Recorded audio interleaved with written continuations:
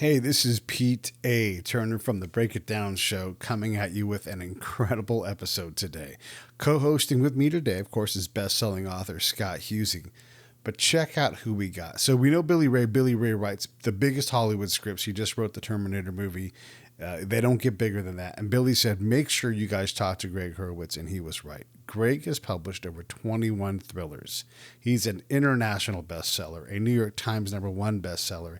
His books have been published in 32 languages. He's also written scripts for many of the major studios. He's written comic books for DC, for Marvel. He's also written political and cultural pieces trying to bridge the divide politically that we seem to have in this country. He's written pieces for Wall Street Journal, The Guardian. This guy knows no bounds when it comes to writing, and he's such a fantastic guy. He also, get this, he wrote his thesis, and Jordan Peterson was his advisor as an instructor.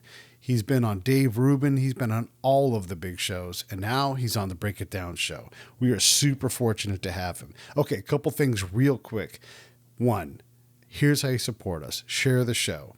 Subscribe. Have you heard the Song and Dance before? This is how you do it. We're going to put new t-shirts out in time for Christmas. You'll be able to support us that way. Sharing, liking, commenting, telling your friend, hey man, you got to check this out.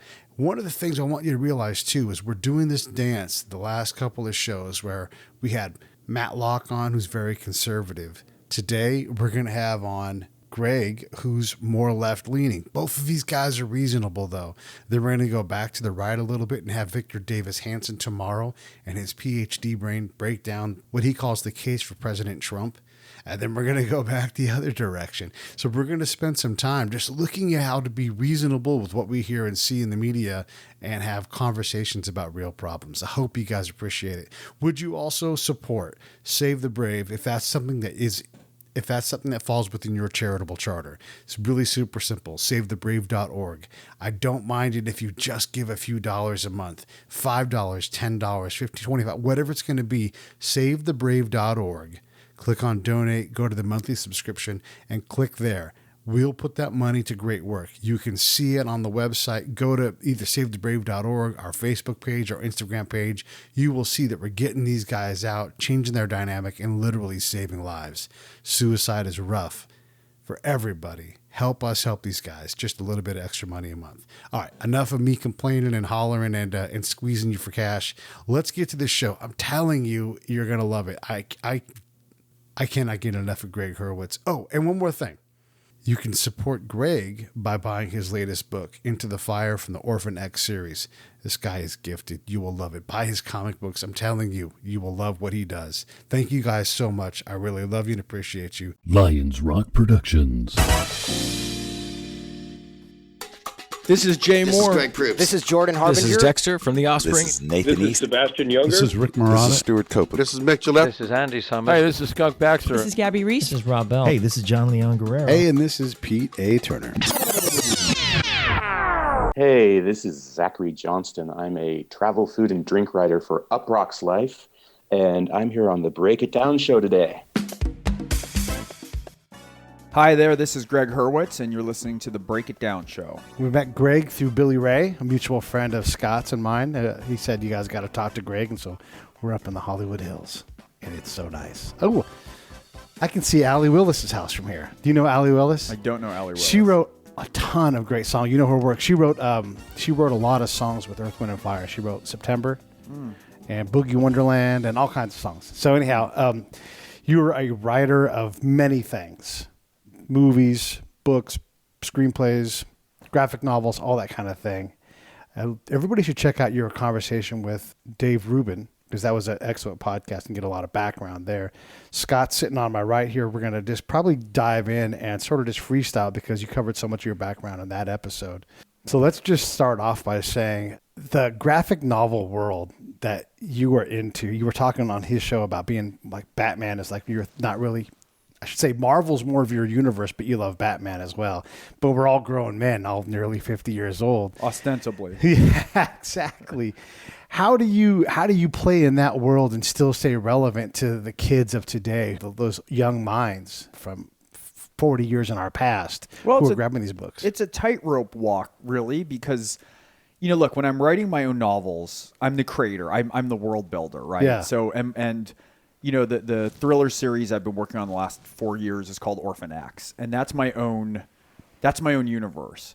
When you go into comics, I always think of comics as like that rich kid who lived up the street from you who had all the best toys, and you could go there and play with all his toys that you couldn't necessarily afford as a kid. Yeah. That's what it's like playing with Marvel and DC. Like, you get to play with Batman. My favorite character growing up was the Punisher. I wrote the Punisher for Marvel. Yeah. It's amazing.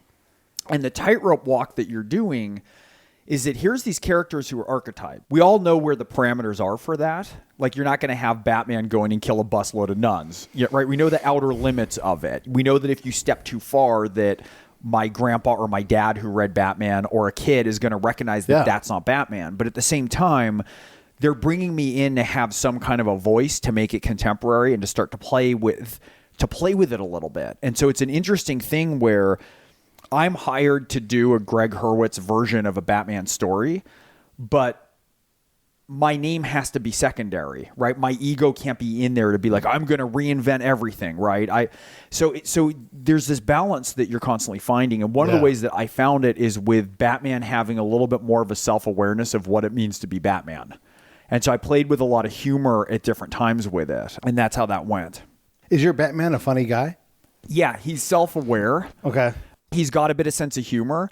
But I'd say even more than that, my Batman universe is self-aware, and that's the way I made it contemporary. Like, for instance, I had one scene that was wound up being one of the most popular things that I wrote. It was a little throwaway gag that he's in the office. Commissioner Gordon comes back to his office. It's all dark at night. He says something, and voice issues from the shadows of the corner, and it's Batman, right? And Batman asks him some stuff. Gordon's a bit startled. And then he says, and then Gordon, they have an exchange, and Gordon goes back and, gazes gloomily out the window, and he's talking, and then he pauses. He goes, "Oh, this is the part where I turn around and you're not here anymore." Hey, this is A.Turner from the Break It Down Show, checking in real quick to ask you this. John, Scott, and I all support Save the Brave with our time, our location, our effort, and our money. Each month we give a small amount. Do the same with us. Go to savethebrave.org. Click on the donate tab, pick an amount that you want to come out each month, and they will handle all the rest. I stand behind these folks. Thank you so much. Let's get back to the show. This is the part where I turn around and you're not here anymore. And then there's a voice comes from the shadows and goes, "Nope." And then they turn around and face each other, and it's like an awkward 2 dead panels of them just looking at each other awkwardly. And then Batman walks away. He's like, "All right, Dad." And Jim's like, "Okay." And so it's like, it's playing with those notions of, we know this shtick, right? How do I write that scene for people who love those scenes, but also be aware that I'm talking to people who've read the scenes? This is great. There's so many great things like this. I don't know if you remember, but for a while on the Cartoon Network, wherever Robot Chicken lived, maybe that was Comedy Central, they all those shows did like a Star Wars week, and they did Star Wars based content. And one of them is Emperor Palpatine's on. This is like Star Wars, like Return of the Jedi area. No, wait, it's Empire. No, Return of the Jedi, where like the Death Star is not all the way done. And so the Emperor Palpatine's trying to be all evil, and he's screaming and he's mad. Meanwhile, there's contractors everywhere building his Death Star chip, and he's like, stop grinding. It's like these real life things that really they're tapping happen. and being like, "Sir, did you want the Excelsior package with the plumbing system?" Right, exactly. right. I got a problem. I'm gonna have to, whatever that thing is, right, and bring in these things that are certainly not evil incarnate. They are norms. You also talked about. Well, it's so interesting. I just figured out, and I never thought of this.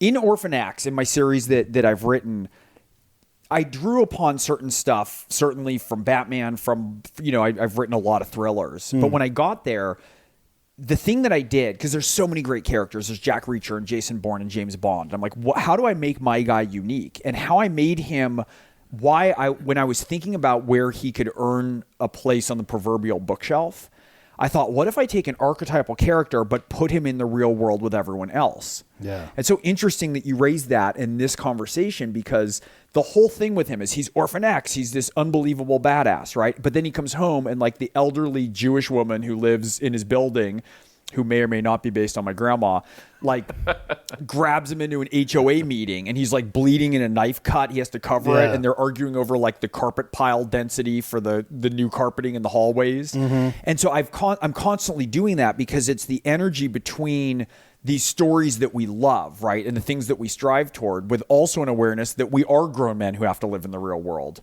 We do have to pause in interview and go open the door for my Ridgeback to come in, right? It doesn't get to all be artifice. Yeah. And I think that notion of authenticity is something that's so important. And I played with that with Batman to make it aware that it's real. And that's really the thrust of what I'm doing in my book series, which is where I'm spending, the bulk of my time writing. It's all about that. He can perfectly calculate the overpressure charge from a demolition, right? From a breaching charge, let's say. But he's like undone if he has to make small talk at the mailbox. Like he just doesn't know what to do. And it's about him learning how he has to enter the real world. And then all these real world complications that are so confusing. You never see James Bond go home. You never see Jason Bourne have an awkward encounter with a single mom who lives downstairs who he might have a crush on, and like they have all this energy, but he's trying to figure out what to do. Those are the things we never get to see. Yeah. And so my series is, I think it's a link between some of the fantasy kind of male hero stuff of my childhood and the things I had to learn about myself to function in the real world. How do you hold on to your masculinity and all those things that we strove for when we were younger, and also accommodate reality and the real world and real relationships and intimacy and the mess of human problems?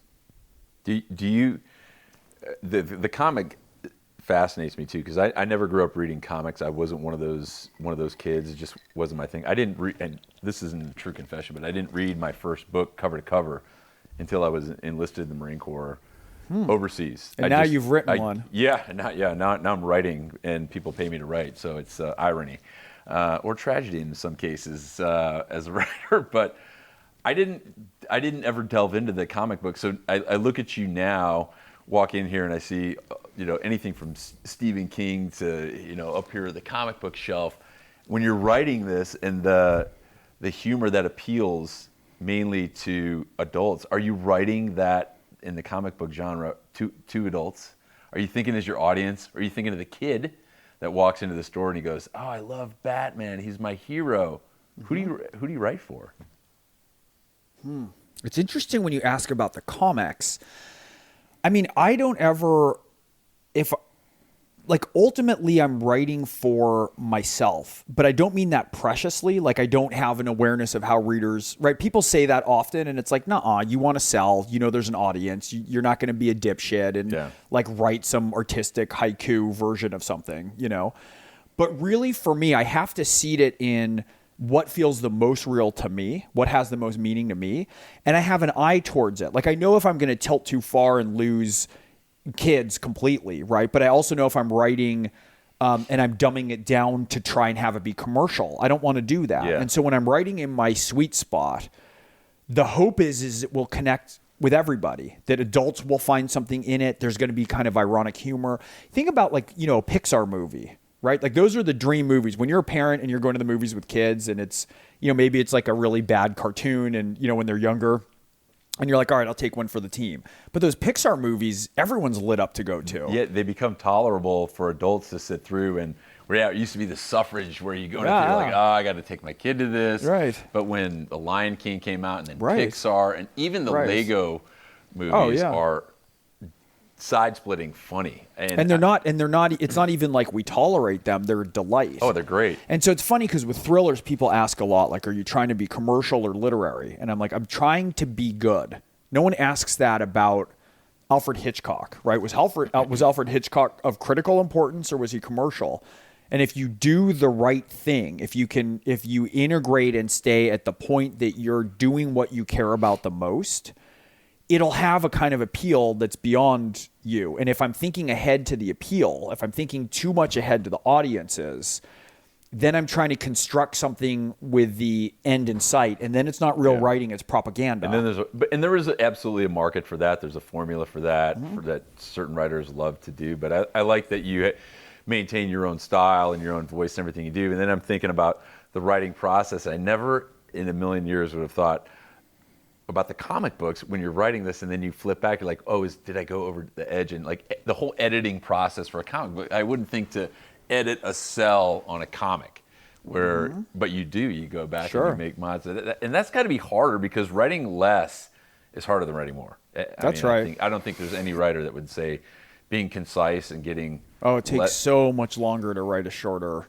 letter or email, right? Yeah. Especially Yeah. if there's emotion to it. Like, think when you're mad or someone pisses you off and you're sending that email, first draft is like 8 paragraphs, right? Yeah. And then you boil it down, and you try and find the kernel of the thing that you feel. And there's so much more power in that and being succinct, Yes. Yeah. And so it's very similar that you want enough flourish and detail that readers are entering the world, that you carry them across the suspension of disbelief into your story. You make the story real to them. But one of the things I had to learn, I do a ton of research, right? I've gone with SEALs on the demolition ranges and blown up cars. I've gone up in stunt airplanes. I've gone undercover into mind control cults. I've swam with sharks. Like I do a lot of the stuff that's in the books. Yeah. I've trained really badly in mixed martial arts fighting, especially with Orphan X. Like I had to do a lot of research to be firsthand, which is not a signal for me being a badass. It means I went in rooms with people who were and was the worst person in those rooms so that I could learn and understand it, right, to write it. And my willingness to go there and do that is part of what makes those scenes real, right? I can give it a ring of verisimilitude. And what I used to do when I was younger is I'd do all this research and then I'd put it all in the book because I wanted to show off how much I knew, right?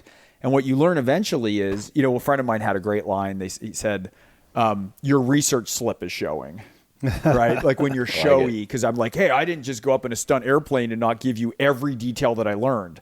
And it's like, you don't go up, you don't do research to give every detail. You go to pick the right piece here and the right piece there that's going to tell the story. And that's part of what you're talking about, right? You got to boil it down. You have to find the right pieces. Yeah, the airplane analogy is great. If you went and wrote about the entire pre-flight check and checking the fuel levels and content, no one wants that, because everything you learn as a writer from anybody that's been successful is you can't take everyone around every single corner. You take them from here to there, and it makes you feel that you have been there at the end of the journey. And how do you choose those things that are just the right thing in the right moment? Luckily, like you, I'm sure you surround yourself with smart people that when they read your stuff, they say, it's either this is great or it needs work, and they're honest with you. I think that in anything you do, in any medium, having those people, and Billy Ray's one of those guys where he's accessible and he loves helping other people. I mean, I love giving him a shout out. There's just so many people. Sebastian was one of the guys.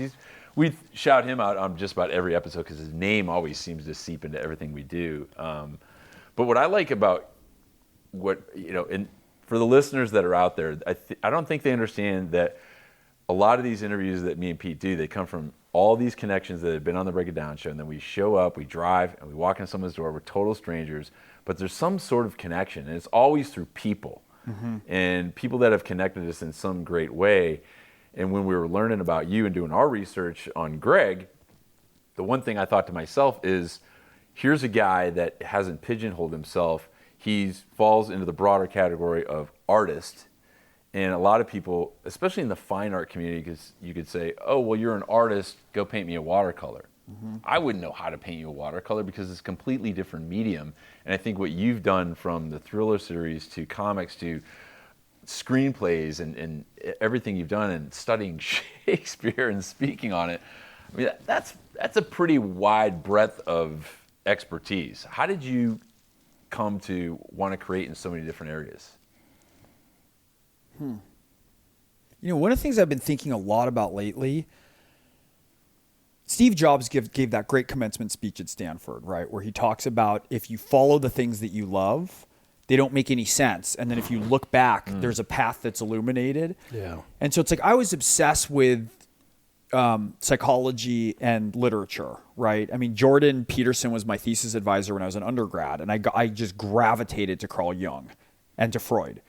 Well, Freud won the Nobel Prize in 1899 in literature, not psychology. People don't remember that. It was I think it was kind of an insult to him in a certain way because he was a scientist. Right. Those case studies are perfect short stories, right? And Carl Jung wrote about nothing but narrative, right? Your people are more familiar with Joseph Campbell, The Hero's Journey, but these are guys who wrote about writing and constructing storytelling. And so weirdly, people will say, why are you a thriller writer if you studied like Jungian analysis of Shakespearean tragedies? And it's like, well, what were Shakespearean tragedies? He wasn't high art. He's trying to sell out the Globe Theater. Yeah. He's trying to appeal to all sides of society. And every story that he took had a version of it in the past, except for The Tempest. The Tempest is the only thing that he wrote that was wholly unique.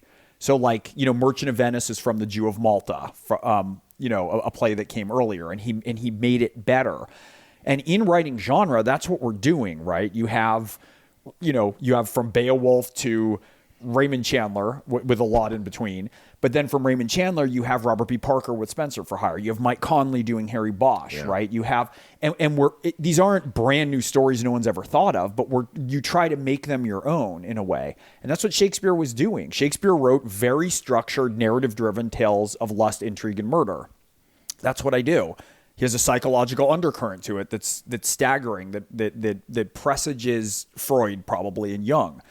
And so weirdly, as I do it's like, why am I in politics? I just went into politics because after I thought democracy would be okay without me. I thought it didn't need me to weigh in. And after 2016, when I woke up in the wake of the election, I woke up not feeling a bunch of vitriol towards, as a lifelong liberal, I'm more classically liberal than otherwise. I didn't wake up with vitriol for Donald Trump and for all the people who went there. I woke up thinking the first rule of anything is you look in the mirror. If you're going to fix anything in a relationship, any problem. And there's a lot of things about my party where I thought that they were missing the mark and had missed the mark. And so my reaction to try to enter politics was from that. But what I've been thinking a lot about lately, and your question's really interesting, is all these things sort of stack, right? They're all storytelling, obviously. You nailed, I'm thinking like, hey, Greg, that was a genius pivot from being a writer to politics, because we were talking about it before the show, but I'm thinking in my head right now, I'm like, but it's all storytelling. It's all sharing a story, sharing a message, and through whatever medium you can do it. And who's better at doing that than guys who write and can articulate that and what the message should be so everyone can understand it. But I interrupted you, but that's genius. Yeah, as a but look storyteller. where our conversation's going here, just organically, right? Yeah. So I didn't think about politics in terms of how does this fit into my worldview of what I'm trying to accomplish. I just went and did it because that's where I was drawn. Like you were drawn to write a book, having never finished a book cover to cover till the Marine Corps. Yep. Why were you drawn to do that? And when I think about it, if you look at our conversation, so here we start talking about comics, and we're talking about authenticity in comics, right? Then I kind of realized, well, wait, in Orphan X, that's the whole thing that I'm doing. So what happened in 2016? 2016, we had a failure of anything that was overly curated in politics. The key word of the 2016 election was authenticity. Who was authentic? Who is authentically their truest self? Bernie Sanders and Donald Trump. One of the things I say about Trump is he lies all the time, but he's fundamentally honest. You know when he's angry, you know when he's flustered, you know when his ego is bruised. He's not checking polls. He's not figuring out how to react. Have I missed this moment in the Twitter news cycle? Let me check my polling group. And so authenticity came to the fore because people, I think, were so exhausted with, when's the last time you've turned on talking heads on Fox News, MSNBC, CNN, and somebody who's a representative from one side or the other said something wholly unexpected where you're like, I never thought of it that way. Every conversation is, do you think that this really hurts fill in the blank politician's chances? The person from that person's camp says absolutely not, and here's why. And the person from everything is curated. It's undigestible to me. I just cannot stomach the lack, really the lack of information that we get from mainstream media source. It's just painful. And that's why Pete and I love spreading ourselves thin. We've gone to town halls on both sides of the hall. We meander in the apolitical spectrum, but we don't have a fear of diving in either and hearing other sides' positions on it, because I think that is the real thing. Well, thank God, because either prove me wrong, teach me something I don't know, or vehemently be in disagreement with me, but if I pay attention, then I'll understand how to talk better to people who think the way you think. Here's what's great about this discussion too, Greg, is Monday we're on with Matt Locke, who's a friend of mine down in Dallas. He used to be on this show called The Conservative Cartel, a show which you would probably never tune into just by the name. But the conversation we were having was very similar to this, is we want to create a forum or a platform or a discussion where everyone's included, and you don't have to bite everyone's head off just because they're affiliated with a certain party. but bring the narrative out into the public and have a discussion. And Billy's like that, Pete's like that, Matt's like that, and you can have a viewpoint, you can have a belief system, but you don't get crucified for it on national TV. And that's what's happened day in and day out. And I think as we move forward, I think as we move forward, we need more people like you that are willing to diverge into an area you don't feel comfortable about. I'm sure when you started writing your first story, you're like, well, I've never done this. Totally new to you. But you did it. If you do the thing that you love, because you'd asked me the question that started this little detour was you were like, why are you so rangy? Like in all these different arenas. And what I realize is we're talking about authenticity and how you make comics appeal while still maintaining a set of values, right? Archetypal, important, heroic values.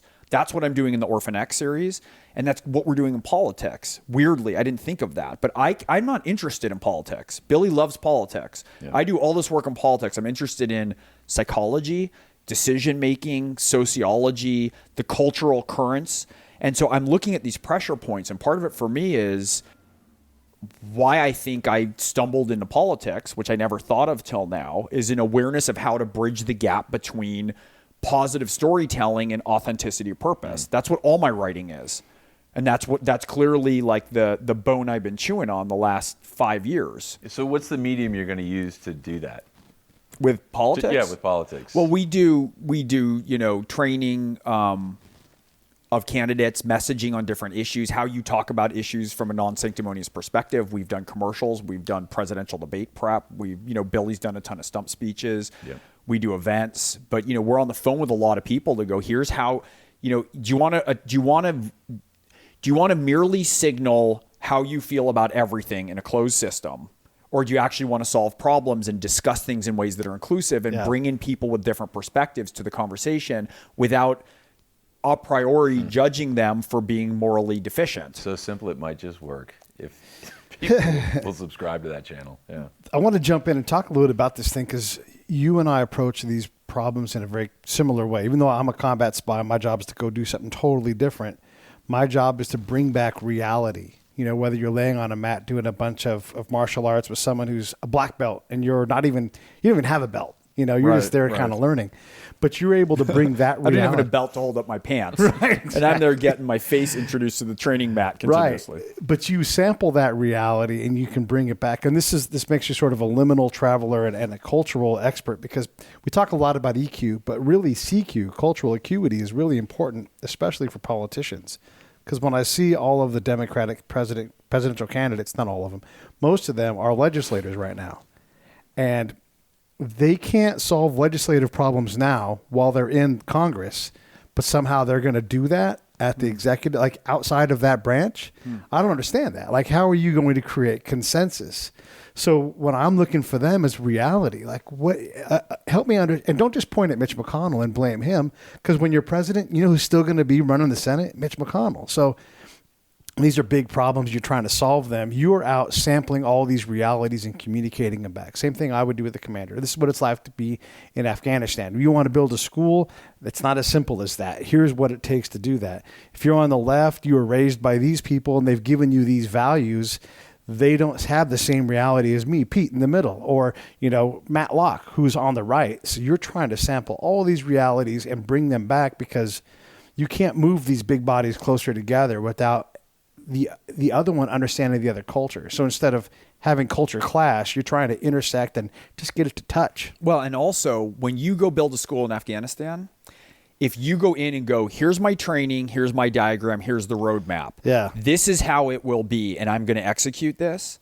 And you're not willing to update for ground truth, and you're not willing to update to say, who do I need to do? Do we got to bribe these guys? Do I have to if your focus is on having the right answer and executing it, then it will stop you from the actual solution of getting it done the best way. But if you're open to constantly updating what the process is for something as complicated as trying to build a school in a war zone, right, then you can get it done. But you have to choose. Do you want to have all the answers and be executing this and enforcing it, or do you actually want to get a school in place for kids? And if you want to do that, you have to be open to things, and you have to be open to knowing maybe half of your plan isn't going to work and isn't going to be effective. Maybe 90% of it. Maybe none of it is. But if your goal isn't to execute and to display your expertise, which is virtue signaling, right? We do that all the time. Here's my views. It's a closed system. I'm a good person because I will signal that I hold these views, and people who don't are bad. For anything to get effectively done, you have to be open to figuring out all the ways that the reality dictates it. And if you're governed in your self-definition rather than the goal that you're seeking, which you need to signal an openness to truth to get, you can't solve the problem. So it's not just where you're putting your time and focus. Is it more important to you to be seen as somebody who holds a view or to get the outcome that you want? And one of the things, Billy Marshall and I had a pretty effective run, in terms of helping Congress people, especially we only work with Congress people in red districts, right? We work with 30 of them talking about how to discuss topics in ways that are more inclusive and can be more palatable to people with different value structures. Of the 30 we worked with, 22 won. Yeah. That's pretty effective. And I'm not saying we can take sole credit because those were spectacular candidates and a lot of other people did that. But I think it's fair to say that we played a role in all those things. And were we merely committed to wanting to signal everything that we'd figured out already? We can't get there.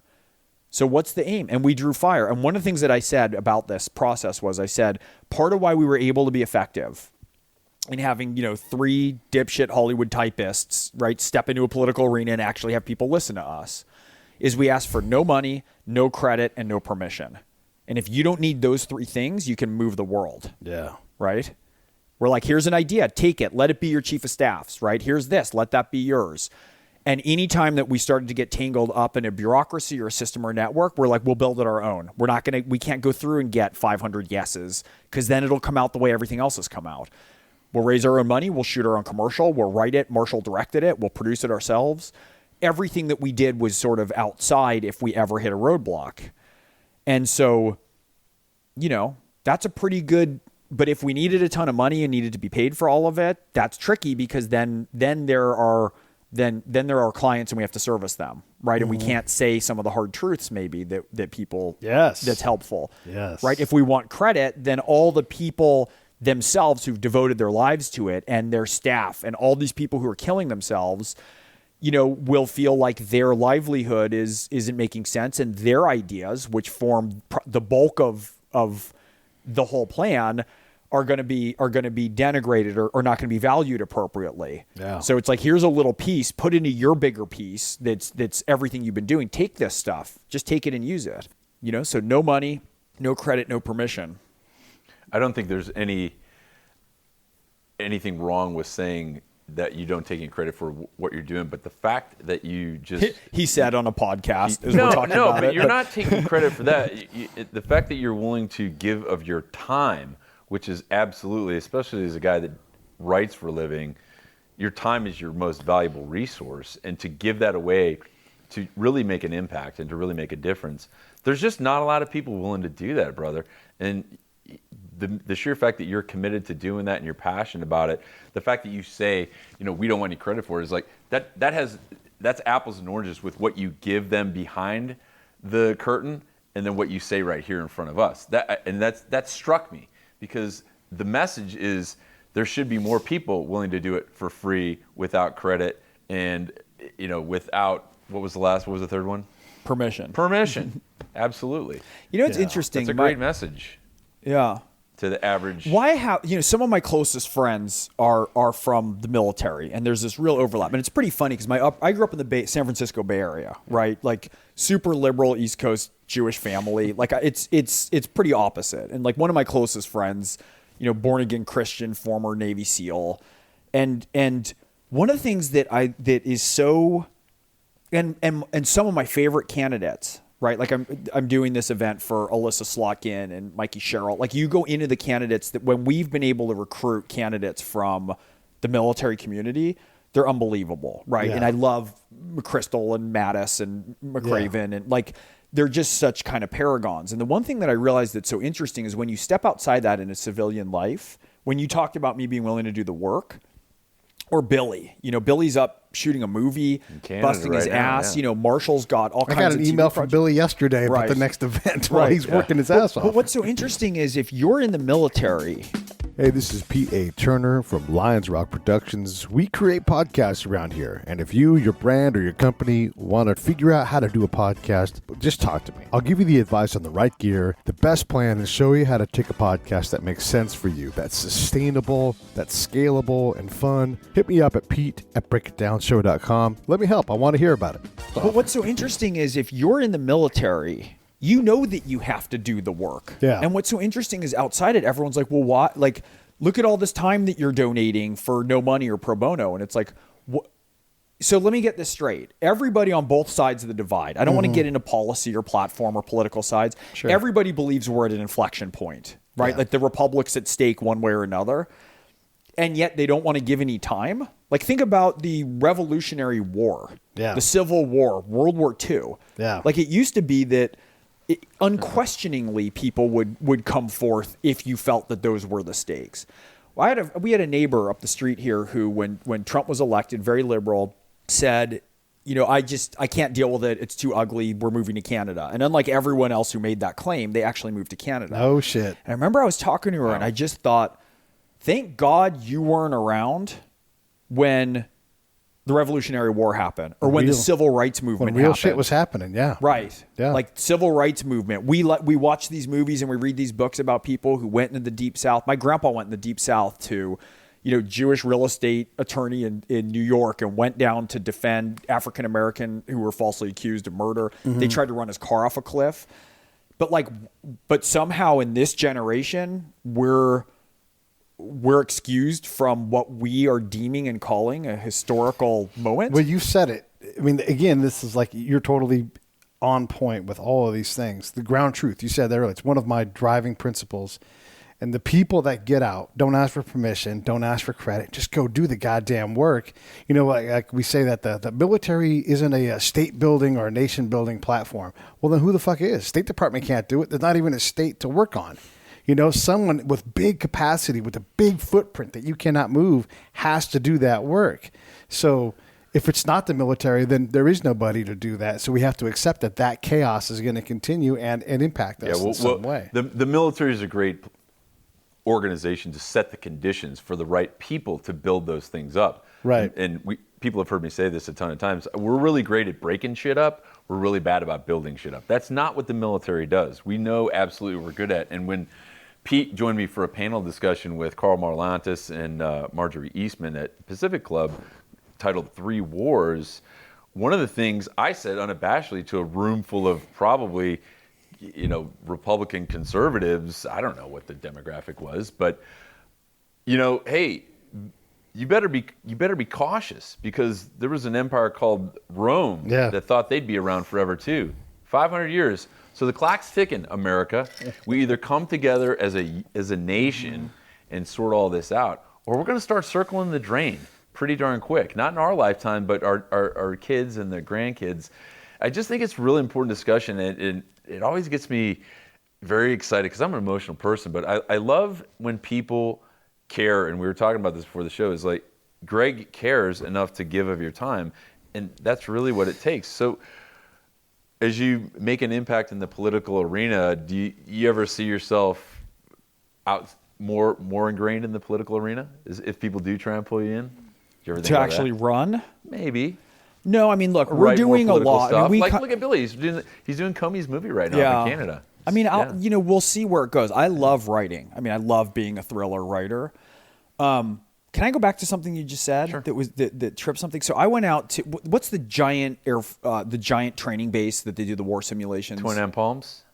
Out in Vegas? No, out it's there? on the way. Fort Irwin? Yes, Fort Irwin. I went out to okay. Fort Irwin and we did all the training, and I had this epiphany when because they do a program for writers or producers. So they're like popping smoke and we're crawling through, it's the fake villages and you're going in tunnels between houses and they're doing stage stuff and we're shooting giant guns. And, it was a big thing, big set of different research that they were doing. And I had this realization afterwards. They were talking and they do amazing, as you guys know, amazing stuff, right? They have their own social media network. They put a village market up and they hire real amputees and people who speak Arabic so that you're inundated in a market and you're trying to watch stuff. And they have all the cultural sensitivity training there so that you can more effectively do nation building. And when they have a thing where if you come up with your ally when you're playing the war games and you take over a village and one of the local and the names of the countries are fictional, but one of your allies in the country, as you're giving an interview, shoot someone in the street behind you as a personal killing, as a vengeance killing. And then it catches fire on the fake social media. I mean, they build their whole own world to do this training. Yeah, we have a guy that works up there. He's a good friend of ours, Johnny Walker, who wrote Codename Johnny Walker. That's a hell of a name. He's was embedded with SEALs, but he works at Fort Irwin as a contractor doing that. So I'm He's sitting Iraqi. there, and they're having these conversations afterwards. Sorry, he's American. He's American. He's an American Best citizen. American. Sorry, Johnny. So what I realized was, and there's all these conversations about how do you deal with women in arrest? How do you deal with all this cultural sensitivity? And there's a woman speaking who's African American. She was, I think, the first person to attain her particular rank who was talking about it. And I had this realization where I was like, oh, the military, we talk all the time about how are we going to integrate and update? How do we're trying to get around Islamophobia. We're trying to get around gender inequality in the workplace. We're trying to talk about culture and sensitivity. And often the military is on the bad receiving end of that with the stories that are leaked. Yeah. But I had this epiphany of going, well, what's the largest community where they have to be aware of all these issues? I was blown away with the level of knowledge, cultural sensitivity for people from different religious backgrounds in the workplace, down to what MREs are able to be eaten if you're, Muslim or Jewish, down to accommodations made for women. And I was thinking, how do we advance in our culture, right? We want more advancement, let's say, of people of color at higher ranks, and we want more sensitivity around certain issues, especially culturally, that have to be educated before we go into a country. And what is a giant organization that's doing that but cannot let go of its standards of excellence still? Yeah. So it has to happen. Right. Absolutely. And what's so interesting is if you're just in a school, you can, like a university that's gone way off the pale to the far, far left. Yeah. Like Evergreen and that whole incident with Brett Weinstein. So crazy. You don't need to adhere to certain standards of absolute excellence because lives are at stake, right? And if you're in a different closed system that's like rabidly conservative, some like militia group wherever, you don't have to adhere to that either. But the great melting pot of America is best exemplified by, in some ways, and look, it's got its problems. I understand that. I'm not painting it with a broad brush. But to watch the way that people from all backgrounds and all demographics and all religions, right, and different genders are pulled together and are promoted in a way with increasing sensitivity towards a goal while having to maintain standards of community, right, while having to maintain standards of excellence, the best prototype for that I've sat in and watched, I realize, is the U.S. military. It's true. And like, especially like in the tech companies, you think about them as being very progressive and inclusive. And you have this problem of, if your diversity divides, then you have a real, because diversity and unity are opposites, right? So how do you blend diversity and unity? And the military is compelled to do that, where you have to have, like, all of those companies, all those tech companies. That's where it doesn't mesh in the public when you're outside, because we have to do that. We have to. You can't order Joe Public or Jane Public to do that in society. But you're absolutely right. As one of the smallest demographics in American society, less than 0.5% of the population, we go past race, gender, sexual orientation now, skin color. We don't see any of that because we only care about each other and taking care of each other to achieve the mission. And at the end of the day, it doesn't matter whether you're Native American or black or Christian or Jewish or Muslim. We all bleed red. And on the battlefield, we do see things through a completely different lens. Mm-hmm. And you got a small dose of that at Fort Irwin. But for guys like Pete and me, we lived this for 24 years. And that's why we like taking those lessons learned, not just about military and walking around with a fucking rifle in your shoulder. It's about people. That is such a people business. And how we have gotten so much better at understanding culture, because understanding people and the cultures and the places we fight in, that makes us more effective at what we do, and it brings more Americans home alive when we have to go kick in doors and kill bad guys that need killing. So I think that's beautifully stated. I have one amendment to what you said, where you were saying that we don't see like race or gender. And what's interesting is the slight amendment, because I know the spirit of what you meant, is that what was so interesting to me at Fort Irwin is it was really clear that there's the goal, the master goal that you're talking about. Best training, excellence, save the most lives, and not just most American lives, right? How do you save the most lives if you're doing an invasion also? And so the diversity that is inherent and necessary is acknowledged and appreciated insofar as the new information that can be brought in. So it's like, okay, you're Muslim and you're a soldier. How do we make use of you and your knowledge? Like, how do we understand that to have greater respect for that in a way that we can take in more information, but still it's folded under the same goal. And so the diversity is being used constantly as strength rather than division, right? Like, what's a perspective if there's a female soldier and you're doing a door kick on a house and there's a bunch of women and children there, right? Like, she might know something that the men don't, and having those voices elevated. I mean, you're lighting candles in my church, man, because we have talked about this ad nauseum, but it's such an important facet of leadership is understanding, like, if you have a soldier Marine in your unit and he's Muslim and he understands the culture and you just use him as a radio operator, you're not utilizing that capability. If you have females in your unit and they're the ones that can talk to females in a Muslim culture and they're the only ones, that's important because you're bringing all of those assets to bear. And that's what great leaders do. I wish I'd had more of them. We've talked extensively on my passion for female integration in the military, female roles in combat, and not bypassing 50% of the population. Until someone proves me wrong and says, hey, physiologically it just doesn't work, culturally it doesn't work, until someone proves me wrong, I'm still going to say, organizationally, culturally as Americans, we have to move past that because we have 50% of our population who are females. And again, when we have a better understanding of cultural, gender roles, and sex roles, man, we are going to be, that's advancement as a nation, as a military, as a nation, as a culture and society. It's going to all bring us more success as a country, I think, in the long run. So let me take this up to like the 20,000 foot view. Talk more about amendments, because now it sounds like I have my own constitution now. Like, I like that amendment. Well, so here's a bigger view of that we tend to forget, right? It's like, so if you go and spend, an hour on Twitter, in addition to wanting to take a bath after, what you're going to realize is that right now, if we're doing liberals and conservatives, the liberals think that the conservatives are wrong, immoral, culturally deficient, and should be obliterated, and vice versa.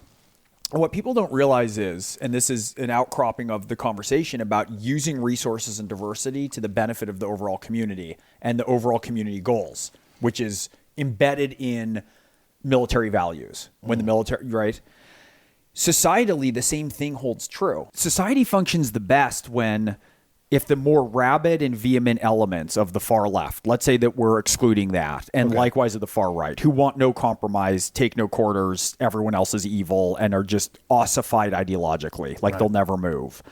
The best version of a society is one where liberals and conservatives, with their different respective worldviews, are in concert with each other. If there's two healthy sides that are shaving the edges off each other, that are learning to look at things from different perspectives, that are having to reach a compromise, that's actually the most functional version politically and societally. I don't want an obliterated Republican Party. There's a lot. I am not a fan of this administration personally, and I'm looking at ways most specifically of how my side of the aisle needs to clean up in order to earn the trust of the people who don't think that my side of the aisle is worth their vote. Yeah. That's my focus. However, I want a robust, amazing Republican Party. I'd love to have a presidential ticket that I'm like, God, I'm really thinking about it over there. Right. Once. The stronger we can be. Yeah. And what's I'll work on, I do some, we do think tank, kind of informal think tanks now and then about different stuff with finances or politics to try and come up with different strategies and notions. One of the first things I'll do if there's a notion from something that is seemingly, let's say it's a notion that would fall on the liberal side of an approach, I'll call a friend who's a hardcore like Wall Street conservative, hardcore libertarian, right? And just like poke holes in this. Tell me everything that's annoying to you. Tell me everything that you think won't work. Yeah. Tell me everything that hits you wrong. And a lot of times there's really good points, and a lot of times I'm surprised at the differences of the things that are palatable to them. Like where they're like, oh, that's actually a really cool idea. Yeah. But here's this other thing that really grinds against me and my notions and values as a libertarian. Like I don't want that piece. But if you do this piece and add this thing or look at that consideration and that willingness to be open, right? I mean, I think that's one of the biggest challenges if you're actually trying to walk towards meaning and effectiveness in life, in narrative, in politics, in your family, in a relationship. You have to maintain an openness, which involves the kind of strength to be able to be vulnerable, to have your ideas be vulnerable, to have your emotions be vulnerable, to have a constant level of humility that you're aware that people come in and they might poke you hard, but you might have something to learn.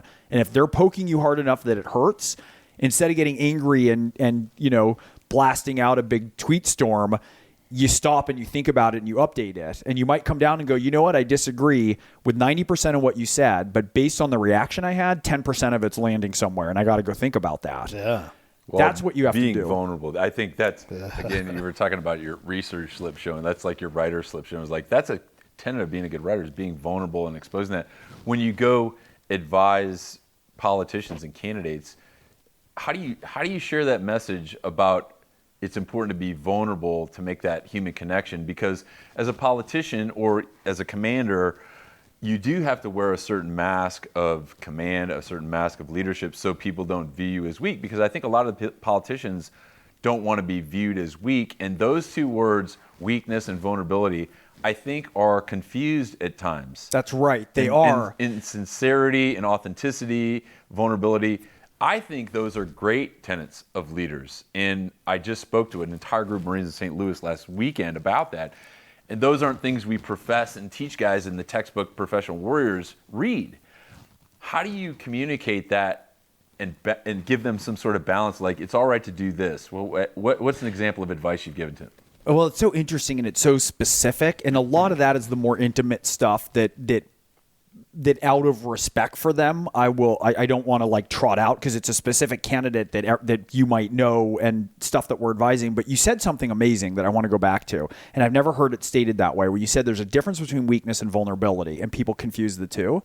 That's 100% right. And the thing is that we all realize, I think, if you're vulnerable, there is such a strength in being willing to be vulnerable. And if you're willing to be vulnerable in yourself, then you can't get hurt. And that feels like leadership. Mm-hmm. And in a weird way, it's like in the military, if you do something wrong, part of what the break you down to build you back up, part of that is it's like when you're a strong leader, the strongest shows of leadership, the ones that I most admire in people, I'm sure you see in the military, is when they do something wrong and they go, you know what? I screwed that up. I didn't see it right. You know, if you're the big showrunner in a room on a TV show and the lowly writer's assistant is like, you know what, this isn't landing for me. You can be like, you're the writer's assistant. What do you know? The biggest sign of leadership is to go, you know what, best idea wins. Like, good on you. Good on you, kid, right? Yeah. You just hit something that I didn't see. You're going to empower them. If you can own that, that's what real leadership is. Yeah. And it doesn't diminish your power. It enhances it. And so I think that's so much of what I'm talking about. When we get these angry defensive reactions, when we get the big cry bully defense, that's fake vulnerability, right? Yeah. You damaged me with this microaggression and I need an apology. It's a power play that's disguised as vulnerability. It's not real vulnerability. Real vulnerability is going, God, I stepped that out. I opened myself up for a target. And someone hit me in the face really hard and they landed it, and good on them. Yeah. And I went out and I thought about it, and here's what I have to say in this presidential debate. Well, having value in those on your team, I think, is a key tenet of leadership. But we're talking about that small microcosm of a writer suitor being a showrunner, but valuing that person's opinion in the political arena. I think what you hit on there too, Greg, was really important. Was there's so much infighting in each party that they will never get to that level. And the other aspect that a lot of people don't think of, and love or hate Trump, you have to you gave him credit for emotion and being predictable to a degree. But here's another thing that guy is pretty good at. He plays the game. Mm-hmm. He knows the rules. He knows the things to say, when to say them. And to be great at the game, you have to know the rules. Michael Jordan wasn't hitting softballs in the offseason. He was shooting free throws because to be great at the game, you got to practice a sport. And I think that's what this guy does. What I think Trump does is I think Trump plays his game. And his success is making everybody else, the Democrats, play his game. Oh, yeah. And the thing I keep saying is, if you want to beat him, play your own game, right? I like that. And so part of it is, if you're going to scramble, if he's going to tweet something that says that he knows is sticking his fist into a hornet's nest, and he says, go back to where you came from to 4 liberal democratic women of color. Yeah. And if our response is to scramble and prove how not racist we are, we're playing his game, right? And then basically then Republicans look at Democrats and go, see, you don't care about real American issues. You only care about proving a virtue signaling how non-racist you are, as opposed to someone stepping forth and going, guys, this is what I think is breaking the rules of the game and playing a different game. We know this game. Donald Trump tweets something that's vile. We scramble around and react of how good we are morally. But the thing is I'm not playing that game anymore. Good. Yeah. I'm not giving that any attention. I'm going to talk right now instead about jobs and about stuff that actually people care about, and to refuse to engage in that game. But as long as we're engaging in that game, he's going to keep playing it. He's going to keep poking. He's going to keep insulting Baltimore. Good at that game. And he's good at the game. And if we're willing to be participants in that dance. What is going to be the megaphone for the public, for the American society, to understand what the metrics of success are from either party? So they're doing all of these great things. The Democrats are doing things. Republicans are doing things. But none of that in the mainstream media is ever publicized. It's always about what they have not done. I don't care. I wrote an op-ed about this with Jordan Peterson for the Wall Street Journal about exactly this, about why. What's the title? Well, one of this, and I published a longer one on ThinkSpot. That's a social media platform that we launched. It's called "The Biggest Story in Politics That No One's Talking About." I might have changed the title for the abridged version for the Wall Street Journal. We'll get it. And essentially, the two things I would recommend around the political stuff that I've been doing that people read is that, and then there's a Vanity Fair profile of me, Marshall, and Billy that describes the approach that we've taken. I think those are two things to maybe throw up on the website or whatever with the podcast. But part of what I was talking about was, the Democrats have passed dozens and dozens of bills, right? But if you go outside what's being reported, everyone says all they're talking about is impeachment, right? That's the only thing. Like, there's been bills to lower prescription drug prices. There's been bills on violent history checks. There's, H.R. 1 is an anti-corruption bill. There's election security. But the message isn't getting out in any way. And I said all that anybody is talking about for different reasons, whether it's clickbait or a business model, is, AOC. Like, we know the headlines, we know the boogeymen. So when the Wall Street Journal ran the op-ed, they ran it with a picture of AOC, right? Yeah. When one of the big points that I was saying was, why isn't everyone talking about Haley Stevens in Michigan? Why isn't everyone talking about Kendra Horn in Oklahoma? This is one of the big things about all of that is like, yes, you have a squad of people that draw a lot of attention and have a big, huge Twitter following. But my congressperson, Katie Hill in my case, I don't want her doing that. I want her working. That's right. I want her on committees. If you're out talking to the press about things that aren't involved in your district, if you're trying to, as a freshman representative, if you're worried about Israeli national policy, you're not going to be my representative long. I'm not going to vote for that. I need you to help the people here. I live in Orange County. We need roads. We need prescription drugs. Thousands of people that are living in the street in filth. And we need to figure out how to help those folks. But again, do you actually want to help them, or do you want to signal what it is that your value set is so you can be adored for it? It's an exceptionally hard problem. You and Billy, we talked about this too when we had him on the show, was a lot of people say, I don't want him as president. Okay, great.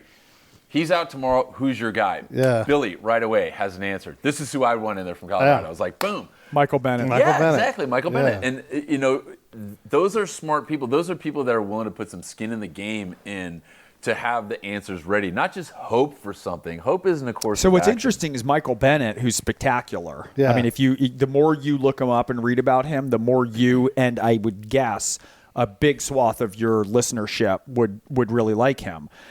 And the question is do we want to choose and look at people who are really interesting and probably the right people, or do we want to follow the news stream of who's making the most outrageous statements? We refuse to pick the best person. Right. And we make the job so shitty, the best people don't ever want it. That's what we were talking about with Matt. Yeah. Even in the, conservative was, we just don't get enough great people to run. So there really is no guaranteed selection. The next president is going to be constantly chasing, impeachment talk. Because conservatives in California are so tired of Feinstein winning every year. They're not putting up the right candidates, because as I'm looking at the at the ballot last year, I'm thinking, oh, I'd love to check this guy because he's a veteran and like he's going to represent me so great. No.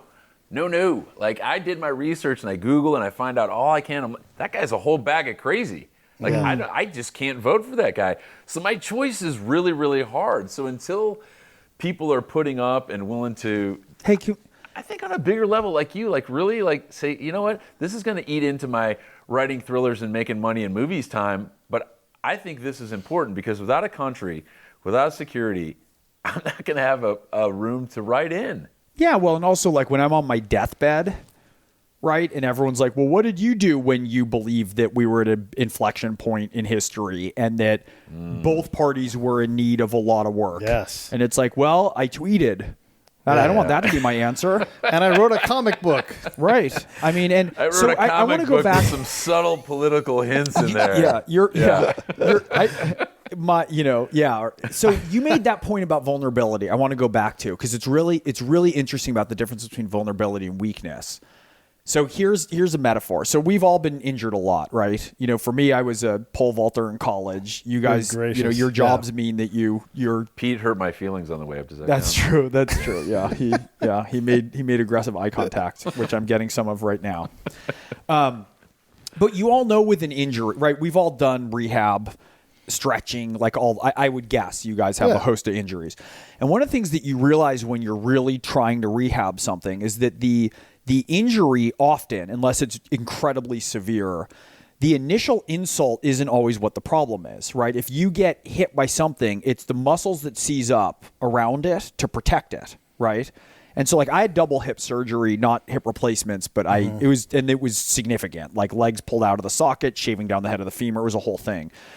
And so I have to do a lot of work around them now to make sure that I'm going to have wheels, and it's gone really, really well. But part of the thing when I'm getting into it, whether it's, stretching or lifting or any of those things, is you're trying to loosen up the muscles that are around the original injury, right? And if I don't do that, if I'm wasting a bunch of time in protection of what the original injury is. So let's say that the original injury is the point of vulnerability, okay? It's in my hips. If I don't pay attention to it, guess what? It goes to my knee. It goes to my ankle, right? It goes up. My neck starts hurting because my lower back's thrown out. And the inability to address and be willing to endure the pain of stretching the muscle and loosening the muscle around the injury to make the injury, to expose the injury to blood flow, right? To stretch down to it. And you've had that feeling. Everyone knows this who's throwing your back out. That part of when you're trying to stretch to get to your back is that feeling you have that your whole back's just going to go, but you're trying to stretch and get to it.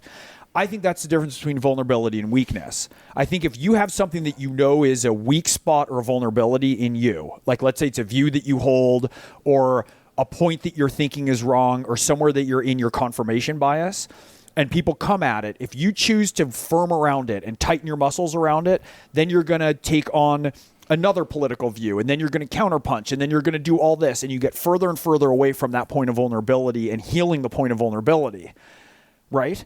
And that's what I think we see so much politically. That's what we see so much where people are like, there's people who are sane people, pundits, friends that we have, who all of a sudden are advocating like insane far left or far right dynamics. Yeah. And you're like, how did you get there? And it's like, if you were just willing to look at certain things, to tease it open, to allow more oxygen into your views, to amend it, to be aware of certain things in your thinking that might be off, because then your whole worldview becomes ossified and hardened around protecting something. And then no one can kind of chip it. Yeah. And you're not easy to work with. Right. You can't collaborate with somebody who's not collaboratable. So when you're talking about a concept that I call miscomfort. It's not discomfort. Like you can get there. Like you can work through that pain. Rodney Mullen, who's a skateboarder, lower body was all screwed up from all his work as a skateboarder, and he had to go break down all those adhesions, and it was excruciating. But that was what he had to do to get to where he needed to get to, where he could skate at the highest level again. We had a guy who's 67 years old, ran a marathon on 7 marathons on 7 continents in 7 days. You don't get to do that by being afraid of some pain. Like the logistics of that sound painful. How many? So many guys like that. Like Rob Jones, missing 2 legs. Yeah. 30 days, 30 marathons. Like, who does Right. that, man? Like, That is where the growth is. And so Yeah, it just is. in general, like when we that's push the pain, like pushing past the pain. Like this is just being vulnerable. miscomfort. It's not going to stop me from getting to where I'm going. So like when we push the whole register to vote and vote, fuck that. Your rights are way more valuable than just fucking voting. You know, you guys, you and Billy, you get out there, you're like, we're going to impact this at a much higher level. I'm going to get in front of the choice of A or B. I'm going to get involved way upstream. All of us, if we want to improve where we're at, we want to create unity, then get fucking involved. Don't just vote at the end. That's a great analogy, though. And so let's carry the analogy out a little bit to how it might work in politics or on a political view. Like let's take the issue of abortion, okay? Ooh, nice. Right. Let's just take something uncontroversial. Right. But let's say there's a viewpoint that you vehemently believe, as do I, and people are motivated by fear that that's going to get taken away, right? That the government's going to come in, they're going to go into your bedroom, but get between you and your wife or tell you what you have to do, right? There's a real fear there. And if that fear, rather than you understanding and sort of being able to take it in and sit with that discomfort leads you, I think one of the things that it leads you to do is to start to put forth a series of positions about abortion that are firmer because they're counterpunches, right? And there's some examples of people saying some really callous stuff of like, you know, it's there's nothing to it. There was some joking for far left, super far left entertainers being like, oh, getting an abortion was so trendy. I wish I'd gotten one in college. There's a lot of real callous talk around it, right? Or to say it's just a cluster of cells. It's no different than getting a birthmark removed or something like that. And those positions are so alienating because then the other side is like, if that's how you I'm saying this is the extreme left. I'm not saying this is representative of the Democratic Party or where liberals are, but if you take a position because you're unwilling to engage in the complexity and the depth of that choice and what it means, you're going to harden yourself this way, and then other people are going to view the most hardened aspects of your view, conflate it with the whole party, and push further the other way, right? You're all a bunch of crass murderers who don't care about anything. And the actual point of vulnerability, I think, is to say, look, I understand why for people this is an enormously difficult choice and has spiritual and psychological ramifications and emotional that they'll probably live with the rest of their lives. Yeah. And a lot of people do. It can be a horrible choice that carries with it a lot of trauma. You know, and with that said, and with respect for that position that people hold, and with me actually being willing to be open enough to give it its due, I still want to say that sometimes people only have two bad choices. And I think that I think that the one thing I know is that I want to make that choice. Or if a relative comes to me, a young niece who's been raped or sexually molested or doesn't want a pregnancy, that's a horrible and difficult psychological, emotional choice that I want to be centered with me. That's a position that is, you can disagree with it all you want, but I'm not going to a place of denigrating the opposition and simplifying my view on it because I have to be warrior hardened for any sort of view. And the willingness to sort of to steel man the opposition and even the opposition within ourselves, to acknowledge the horrible complexity of that choice is actually what might make people say, maybe I can trust you to have a conversation about this then. Yeah. And maybe we'll still come out and disagree because of my views and because of the way I'm vehemently pro-life, but at least you are someone who's a good faith actor. At least you're somebody who's willing to engage in a real way. And the same thing, of course, happens in reverse, right? Where it's like, anyways. So I think I'm trying to put the two, like the metaphor you use, but I think it's just the flexibility is that the last piece you were just talking about is like, that's a component of flexibility is, I'm just trying to do the math here and, but it is. I mean, that's as extreme and as uncomfortable of an area that people want to get into when you're talking about female rights and abortion. Is like, man, you just can't get more. Abortion's pretty simple in terms of if you look at. I don't even think about it in terms of choice. You're either for abortion or you're against it, and nobody owns the moral high ground. It's like being in a delta and claiming your little pile of sand is better than somebody else's because wait 20 minutes and you'll have a river going through your pile of sand. There's not going to be a good answer. If we want to discuss when, okay, great, let's discuss when. But even that's hard, because 8 months, that's too late. Like that's an actual, babies are born at 8 months all the time. So we've got to figure out what that. So if we come in with the position of, I know the right answer, there is only one, then you've already started with an undefendable position because. Well, leadership, again, leadership needs to carry with it a proper amount of humility. And it's funny because I've been bugged and overly dismissive of like all the stuff like the anti-patriarchy. Like for me, I've been super dismissive, more so than I probably should be about that kind of far left. Because it's like the patriarchy, and the patriarchy isn't just men, right? The patriarchy is also women who, like Hillary Clinton's part of the patriarchy, right? And one of the things that I realized is there's a lot of anger around it. And it's like, what does that even mean? And what does it even mean to people? And what's the point of it? And what's the world without a patriarchy? And how's anyone going to function without any kind of dominant hierarchy? And on and on and on. Right. But one of the things that I realized that I think is underlying the reasonable parts of those protests. I'm not talking about the crazy, everything that I talk about, I'm dismissing 10% of the far left and 10% of the far right. Okay. Right. And one of the things I realized was that the concerns being conveyed in a language that doesn't land with me. Like I'm not anti-patriarchy. That's not going to get me. But one of the things I realized was, let's just look at that being a fill-in for the dominant hierarchy. And I think one of the messages that's being conveyed in language that isn't, I had to think really long and hard to figure out a point of empathy with what might be beneath that view. And I think what it is, okay, you can have a dominant hierarchy, right? And you can shuffle it all the way, and some people are going to do better and some people are going to do worse. Everybody knows that's the case. But if you're at the top and you're not going to rule and govern justly and with humility, and that gets too far out of whack, you're not doing your job well. And so I think that there's, you better listen, you better pay attention. And that might be being expressed as like, tear down the patriarchy, tear everything down. And that, to me, that's imprecise talk because I don't know what to do with that. And I think a lot of people don't. But I think that the lesson that's embedded in that for people who are upset is saying that there is a degree to which the people in power are not displaying sufficient humility in their views and concern for the people further down the dominance hierarchy. And if you look at what happened with minority communities, white working class, like you go down the list of all the different categories that we can carve up into 50 different diverse groups.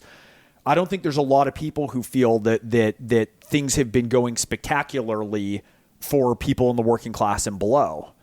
And I think that's part of what's being said. And I think that's part of that's a value proposition that we can understand whether you're where I sit politically or you sit or your friend who you interviewed last week who you sit in Texas. I think that stems solely from the perspective at which you view things. I mean, and the experiences you have. I mean, a lot of people, and Pete's heard me, quote this before. I think it was H.R. McMaster said, the people who normally have the most to say and the most opinions are usually the least informed. But also at a more macro level, at the political level, is the perspective is so different because they're so consumed with what they do and the message that has to get out that the people that are affected at the bottom, they're the ones suffering. Yeah. And I think, and that's part of the message. If we can just dismiss that as all sort of silliness. Yeah.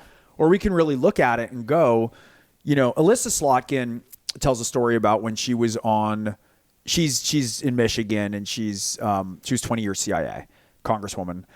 And she tells a story about a guy who she saw on an assembly line. I want to say it was at a Ford plant. And she was talking to him about politics and why do you vote for Trump? Because those are a lot of the voters that we need to earn their trust, right. Especially people who voted for Obama and then Trump, right? Yeah. Not so easy to dismiss them as just racist. Yeah. Oh. And so she asked him about this, and the guy said, look, I got to tell you something. For 40 years, my life has been a straight line going down. I work harder and harder for less and less. Healthcare is more expensive. Prescription drugs are more expensive. It's harder to keep pace with it. My pay's not keeping up with inflation. Yes. He said it doesn't matter if there's a Clinton in the White House, a Bush in the White House, Republicans, Democrats. He said, I consider myself a stage 4 cancer victim and Trump was experimental chemo. Love and it. if you think about that, no matter where you are in the political spectrum, that decision made and that sort of aspect of willing to blow things up and disrupt things, there is something that is courageous in that. And if we can understand that let's say that we're Democrats. Let's say you're coming from my side where I don't think Trump was the best solution. Right. Personally. Yeah. But if I can understand that and I can really occupy and understand why that's a valid viewpoint, and I'm willing to go all the way down, like when you write characters, you got to go all the way down with them. Yeah. So you're not writing shitty straw men and cackling villains twirling their mustaches. You got to have a point of view, right? For your protagonists and your antagonists. You can't have like wonderful heroes who do no wrong. If I can go all the way down with understanding of that, then maybe I will, through my humility and willingness to occupy that perspective, maybe I will have earned the right to figure out how to talk to that person and talk to that community in a way that they might think I have something that's worth listening to. That's good. Yeah. We've brought it all the way around in this episode, and we're over, but this has been great. I think we went from comic books to abortion. I don't think that's ever happened in this show. Yeah. This episode may be brought to you by Metaphor.com. I don't know. Metaphor.com. There's been a bunch of great ones, though, right, Pete? It's fantastic. I mean, look, you're just a walking ball of ideas that are fantastic. And just to prove the point that you are not afraid to search for that miscomfort, apart from getting choked out by seals, I'm looking at a copy of The Bell Curve above your head. Absolutely not a book for a guy from San Francisco who's a hippie, no good liberal, right? I mean, but you were able to get in, and I'm positive you've read enough of that book to understand all of the work in there. And it is a thing like that goes in your quiver of 1,000 books that I'm looking at. I think he's read them all too because he used like ossified and confirmation bias. I don't know. I'm stealing that. Like I'm going to start doing that. Like stealing. But it's a fantastic conversation, and it's all about connecting the ground truth and the policy level things. And that person who works in that line, a lot of times you just vote for not that.